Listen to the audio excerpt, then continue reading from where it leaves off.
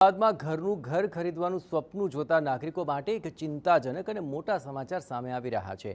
આગામી 1 જુલાઈથી અમદાવાદમાં ઘર ખરીદવું ભારે મોંઘું બનવા જઈ રહ્યું છે। પશ્ચિમ એશિયામાં ચાલી રહેલા યુદ્ધની સીધી અને માઠી અસર હવે અમદાવાદના રિયલ એસ્ટેટ સેક્ટર પર પણ જોવા મળી રહી છે। યુદ્ધની પરિસ્થિતિને કારણે આયાતી સામગ્રી એટલે કે ઇમ્પોર્ટેડ મટીરિયલનો ટ્રાન્સપોર્ટેશન અને અન્ય ખર્ચ ખૂબ વધી ગયો છે અને તેને કારણે બાંધકામ માટેના કાચા માલ એટલે કે રો મટીરિયલના ભાવમાં તોતિંગ વધારો થયો છે।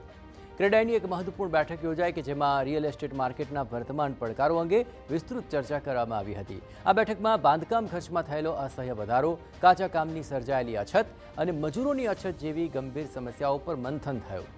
ચર્ચાને અંતે નિર્ણય લેવાયો કે હવે મકાનોના ભાવમાં વધારો કરવો અનિવાર્ય બની ગયો છે।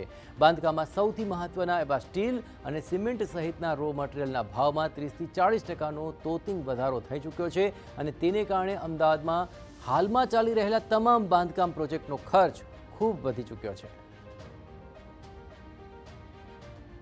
ટેન્શનને તણાવના કારણે બિલ્ડિંગ રો મટીરિયલ્સના ભાવોમાં ઘણો વધારો થયો હતો અને છેલ્લા 2 મહિનાથી લગભગ 30 થી 50% રો મટીરિયલ્સમાં વધારો થયો છે। એ પ્રમાણે જો ફાઉન્ડેશનથી પ્રોજેક્ટ હોય, જે મિડ પ્રોજેક્ટ હોય, જે ફિનિશિંગ લેવલ પર છે, એ પ્રમાણે ડેવલપર પોતે નક્કી કરશે, પણ મિનિમમ 5% નો ભાવ વધારો ઇનએવિટેબલ છે। એના વગર અમારી ઇન્ડસ્ટ્રી સસ્ટેન થાય એવી નથી। એટલે 1 જુલાઈથી આજના જે 400 ડેવલપરો છે એ પોતાના દરેક પ્રોજેક્ટમાં મિનિમમ 5%નો ભાવ વધારો કરશે।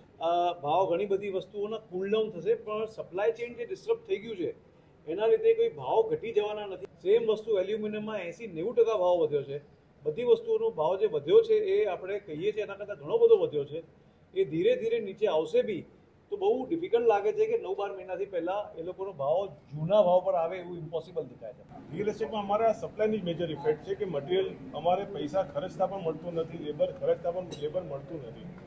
એ અમે અત્યારે 30 જૂન સુધી તો બધાએ મોટી સહન કરી છે, હવે આગળ સહન થયું નથી। આ પણ જે 5 થી 10% જે વધારો છે એ અમને જે નુકસાન પડી રહ્યું છે એ જ વધારો છે, અમારે કંઈ નફો નથી વધી રહ્યો।